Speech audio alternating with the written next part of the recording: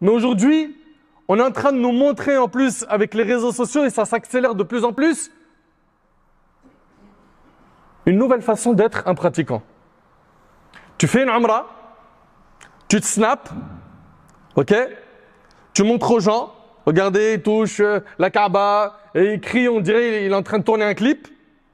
Puis après, quand il revient de sa umrah, 2-3 stories plus tard, il est en boîte de nuit. Chicha. Il est en train de faire du haram. Et il insulte des mères. Et subhanallah, on en est arrivé à un stade où ce modèle de pratiquant, parfois, et pervers, souvent, est devenu ce qui est la norme chez beaucoup de musulmans. C'est-à-dire quoi? C'est-à-dire que quand tu leur dis, mais subhanallah, ce frère-là, ce qu'il fait, qu'Allah il le guide, c'est pas sérieux. Il dit, oh, t'es trop dans le jugement. Smahli, quand tu dis trop dans le jugement, est-ce qu'on est en train de dire qu'il va aller au paradis ou en enfer? Ça ne nous appartient pas, ça. Mais les actes qu'il est en train de faire et qu'il affiche publiquement, on n'a pas notre mot à dire, nous qui ordonnons le convenable et interdisons le blâmable? Est-ce que les prophètes se sont contentés de voir le haram et dire « Non, je ne peux pas parler, sinon je juge ». Mais bien évidemment qu'on parle. Et on dit cet acte est du blâmable. Et écoutez bien, tant qu'il restera des gens qui ordonneront le convenable et qui interdiront le blâmable, Allah préservera cette umma. Le jour où il n'y a plus personne qui ordonne le convenable et interdit le blâmable, Allah Ta'ala frappera tout le monde de son châtiment, et ça c'est dans plein de textes. C'est dans plein de textes. C'est pour cela qu'il faut impérativement, quand on voit quelque chose de blâmable, attention, après, il y a la forme, la manière, la sagesse, le faire avec un bagage religieux, trouver le bon moment, etc. Mais le dire, contacter les personnes en privé, s'il le faut, lui dire, mon frère, regarde ce que tu es en train d'exposer sur le net, regarde ce que tu es en train de faire. Tu as normalisé le fait d'afficher du haram, des femmes qui sont habillées d'une manière qui n'est pas conforme à notre religion. Tu as normalisé les insultes, puis tu mélanges dans tes mêmes phrases Wallah, Wallah, Wallah sur le Coran, la Mecque, la Kaaba. Mais c'est quel type d'islam que vous êtes en train de nous présenter?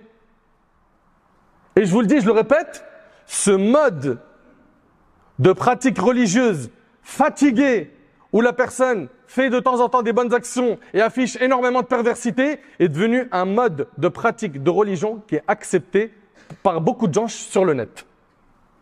Plein. Franchement, mashallah quand même. Et on ferme l'œil sur tout le haram qu'il fait. Ou sur tout le haram qu'elle fait.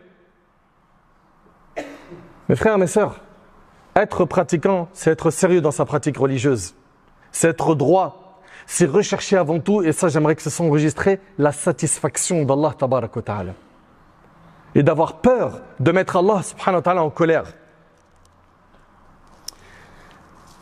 Lorsque Aïcha radiallahu anha a été calomniée par le chef des hypocrites, on l'a accusé d'avoir commis l'adultère avec Safwan. Zaynab bint Jahsh, qui était sa coépouse, on lui a posé la question.